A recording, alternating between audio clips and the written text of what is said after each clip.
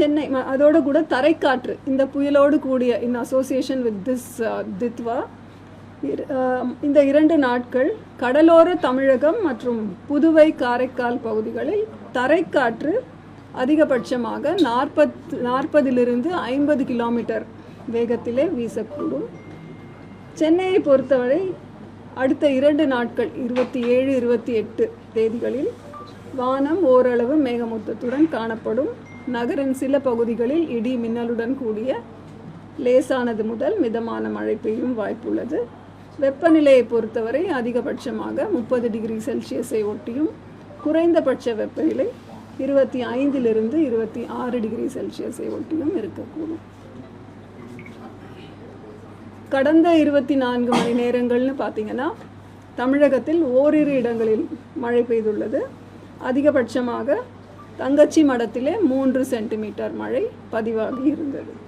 மற்றபடி புதுவை மற்றும் காரைக்கால் பகுதிகளிலே வறண்ட வானிலை நிலவியது.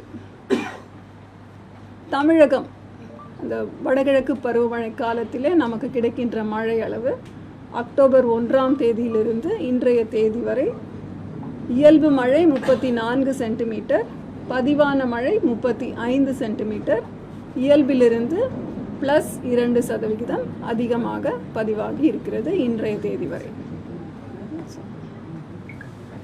இப்போ இந்த புயலுடைய பாதிப்பு எப்படி மேம் இருக்கும்? நமக்கு காற்றால பாதிப்பை கொடுக்கக்கூடியதா இருக்குமா இல்ல மழையை கொடுக்கக்கூடிய பாதிப்பா இருக்குமா? ஏன்னா கஜா, தானே, வர்தா இந்த மாதிரியான புயல்கள் போல இருக்குமா இல்ல நமக்கு எப்படி மேம் இருக்கும்?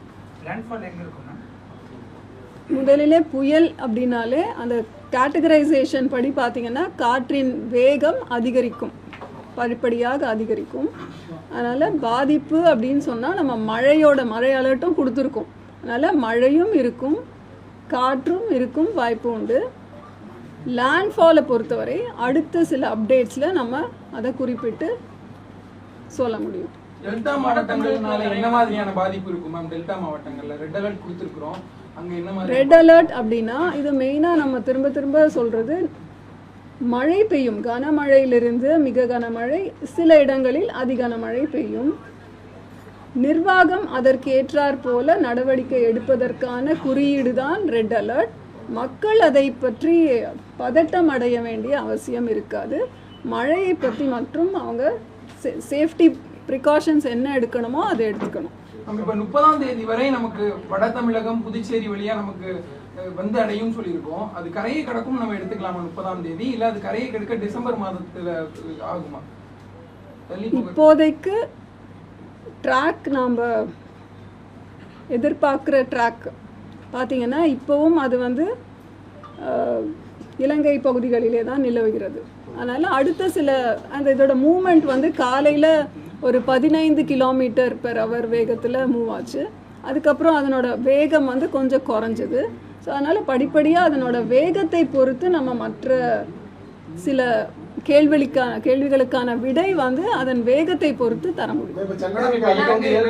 இலங்கை முழுவதுமே வந்து ரெட் அலர்ட் கொடுத்திருக்காங்க. ரொம்ப வீரியமா இருக்கு, மழை அதிகனமழை இலங்கை முழுவதுமே பதிவாயிருக்குன்னு சொல்லியிருக்காங்க. அதே வீரியத்தோடு அது இலங்கையை விட்டு விலகி தமிழ்நாடு கடலோர மாவட்ட பகுதிக்கு வரும்போது அதே வீரியத்தோடு இருக்குமா இல்ல அதனுடைய மழை அளவு படிப்படியாக குறைவதற்கு வாய்ப்பு இருக்கு? நம்ம மழையை எதிர்பார்த்து தான் மழைக்கான எச்சரிக்கை தந்திருக்கிறோம். இது மேலும் நகரும் பொழுது நமக்கு இன்னும் ஒரு தெளிவான ஒரு பிக்சர் கிடைக்கும். இது சிவியர் சைக்ளோனா மாறுறதுக்கான வாய்ப்பு இருக்கா? இப்போதைக்கு நம்ம எதிர்பார்க்கறது புயலாக தான், சைக்ளோனிக் ஸ்டார்ம் வரைக்கும் எதிர்பார்க்குறோம். மேடம் இப்போ எம்ஜிஓ இந்தியன் ஓசன் சைடில் இல்லை, அது பசிபிக் ஓசன் சைடில் இருக்குது. இந்த காலகட்டம் டிசம்பர் மிட்டில் தான் நம்ம இந்தியன் ஓசன் சைடில் எம்ஜிஓ வருது. ஸோ இந்த காலகட்டத்தில் இவ்வளவு மழைப்பொழிவு இதற்கு முன்பு கிடைச்சிருக்கா? இந்த எம்ஜிஓ இல்லாத சமயங்களில் வடகிழக்கு பருவமழை இவ்வளவு வீரியமாக இருந்திருக்கா? புயலாக ஒரு மாதிரி இருக்கா? அதாவது நமக்கு எப்போவுமே புயலினால மழை அளவு அதிகமாகும் வாய்ப்பு எப்போவுமே உண்டு. நம்ம வந்து ஒரு புயலோட ஒரு சராசரி நாட்கள் எத்தனை நாட்கள்னு பார்த்தீங்கன்னா அது உருவாகிற காலகட்டத்திலேருந்து ஒரு 10 நாட்கள் நம்ம அதை மானிட்டர் பண்ணிகிட்டே வரோம். ஒரு வெப்பசலன மழை அப்படின்னு பார்த்தீங்கன்னா அது வந்து ஒரு அரை மணி நேரத்துலேருந்து 1 மணி நேரம். இது மாதிரி ஒரு டைம் ஸ்கேல், ஒரு சிஸ்டத்துக்குமே ஒரு டைம் ஸ்கேல் இருக்குது. நீங்கள் சொல்கிற அந்த மேடன் ஜூலியன் ஆசிலேஷன் எல்லாம் வந்து 30 to 60 நாட்களுக்குள்ளே வருகின்ற ஒரு அலை. அது வந்து எந்த பகுதியில் இருக்குது அப்படின்றத பொறுத்து நம்ம இந்திய பகுதிகளுக்கு மழை அதிகமாகுமா குறைவாக இருக்குமா அப்படின்ற ஒரு கணிப்பு கொடுத்துட்ருக்காங்க. அந்த எம்ஜேஓ ஆசிலேஷன் மட்டும் ஒரு காரணமாக இருக்காது. பல காரணங்கள், Rossby waves, Kelvin waves அப்படின்னு பல தரப்பட்ட வேவ்ஸ். இப்போ ஒரு அலையோடு இன்னொரு அலை சேரும்போது பேரலை ஆகும் இல்லையா, அந்த மாதிரி குளோபல் சர்க்குலேஷனில் சில மாற்றங்கள் வரும் பொழுது அதை ஒரு காரணியாக நம்ம சொல்கிறோம்.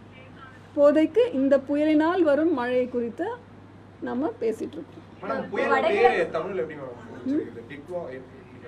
அதாவது இந்த பெயர் வந்து ஏமன் நாடு அந்த லிஸ்ட்டில் நம்ம கொடுத்ததில் ஏமன் நாடு சொல்லியிருக்காங்க. தித்வா அப்படின்னா நம்ம வந்து தமிழில் தித்வான்னு தான் சொல்கிறோம்.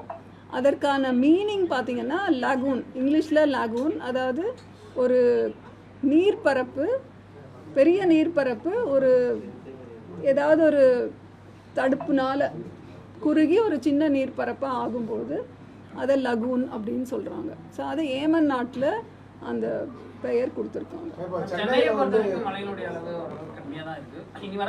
சென்னைக்கு கம்மியாக தான் இருந்திருக்கு, இது வரைக்கும் -31% இருக்குது. இந்த புயலினால் நமக்கு ஒரு மழை வந்ததுன்னா நல்ல ஏறும், நல்ல பர்சன்டேஜ். 29ஆம் தேதி சென்னைக்கு ஆரஞ்சு அலர்ட் தான் வச்சிருக்கோம். 30ஆம் தேதி அது வந்து சென்னைக்கு தான் நிக்கிறதா நீங்க அந்த பிக்சர்ல காட்டுறீங்க. அதாவது எந்த இடத்துல வாய்ப்பு இருக்கா மேம் 29ஆம்? நம்ம 7 நாட்கள் முன்னாடியில இருந்து நம்ம கொடுக்குற அந்த பேட்டர்ன் எந்தெந்த மாவட்ட வாரியா மழை பெய்யும்ன்றது சிஸ்டம் எப்படி மூவ் ஆகுதுன்ற பொறுத்து நம்ம மாத்திட்டு தான் இருக்கோம். அதனால இது சடனாக நல்லா ஃபாஸ்ட்டாக மூவ் ஆச்சுன்னா அதுக்கேற்ற மாதிரி ரெயின்ஃபால் பேட்டர்ன் மாறும் வாய்ப்பு இருக்கிறது. இது என்ன சொல்கிறது, இட்ஸ் அ சயின்ஸ். நம்ம வந்து அது மாறவே மாறாதுன்னு சொல்கிறது தவறு. மேம், இப்போ கடந்த ஆண்டை விட இந்த ஆண்டு வடகிழக்கு பருவமழையினுடைய தன்மை அளவு எப்படி இருக்கு? அதிகரிச்சிருக்கா இல்லை குறைஞ்சிருக்கா? குறைஞ்சிருக்குன்னா காரணம் என்ன? அதாம்மா, இப்போ நம்ம நவம்பரில் குறைவாக தான் எதிர்பார்த்தோம். இப்போதைக்கு நார்மலாக வந்திருக்கு, +2% இருக்குது. இன்னும் ஒரு வார காலகட்டம் இருக்கு இல்லையா, அப்போ நமக்கு நார்மல் ரெயின்ஃபால் எதிர்பார்க்கிறோம். இந்த புயலோடு கூடிய மழையினால் நமக்கு தமிழகத்திற்கு மழை அளவு இயல்பாகவே வரும் என்றும் இயல்பை விட அதிகமாகவும் வரதுக்கு வாய்ப்பு இருக்கு. மேம், சென்னையை பொறுத்தவரை இப்போ 700 கிலோமீட்டர்ல அந்த புயல் நிலை கொண்டிருக்குன்னு சொல்றீங்க. இப்போ சென்னை நோக்கி வரதுக்கு வாய்ப்பு இருக்கு அவங்க அதிகமா? இப்போ சப்போஸ் சென்னை நோக்கி வந்தா மழை பாதிப்பு அடுத்த அப்டேட்ஸ் கொடுப்போம் இல்லைங்களா, அடுத்த அப்டேட்ஸ்ல மேடம், இது ஆரம்பத்துல நம்ம புயலா மாறாது, டீப் டிப்ரெஷனாவே இருக்கும் அப்படின்றது தான் நேற்று முன்தினம் வரைக்கும் நம்ம சொல்லிட்டு இருந்தோம். என்ன சேஞ்சஸ் நடந்துச்சு? நம்ம இது புயலா ஒரு மாதிரி என்ன சேஞ்சஸ்னா, இப்போ இந்த செயற்கைக்கோள் வரைபடம் பார்த்தீங்கன்னா நம்ம இந்த மலாக்கா ஜலசந்தியில் இருந்தது இப்போ ஒரு டிப்ரெஷனாக காற்றழுத்த தாழ்வு மண்டலமாக குறைஞ்சிருக்கு. அதற்கு பக்கத்தில் அந்த கோட்டோ அப்படின்ற அந்த இன்னொரு புயல் சின்னம் அந்த சைடு இருக்கு இல்லையா. ஸோ இந்த மூன்றுமே இன்ட்ராக்ஷனில் தான் இருக்குது. ஸோ அப்போ ஒன்றோடு ஒன்று இருந்துகிட்டே இந்த இன்ட்ராக்ஷன் இருந்ததுனால நமக்கு ஒருவேளை இது வந்து டிப்ரெஷனாகவே முடியுமோ, இல்லை இந்த 2 சிஸ்டமும் மலாக்கா சிஸ்டமுமே நம்ம இலங்கை கடல் பகுதியில் இருந்த சிஸ்டமும் சேர்ந்து ஒன்றாகுமோ அப்படின்லாம் பலதரப்பட்ட ஒரு கருத்துக்கள் இருந்தது.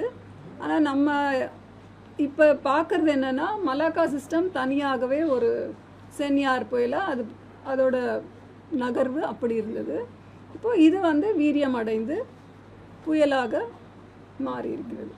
மேம், இதுக்கு தமிழ்ல எப்படி ப்ரொனவுன்ஸ் பண்ணுவோம்? இத்வாவா இத்வாவா? டீ போடுவோமா? டீ இந்த கேள்வி நிறைய பேர் கேட்குறீங்க. ஆக்சுவலாக பார்த்தா ஏமன் நாட்டை கேட்டால் தான் அதோட கரெக்ட் ப்ரொனவுன்சியேஷன் தெரியும்னு நினைக்கிறேன்.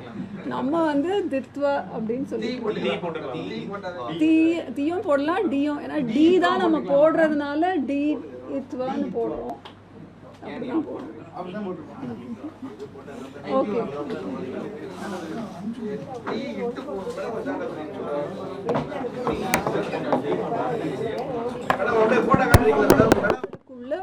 வருகின்ற ஒரு அலை.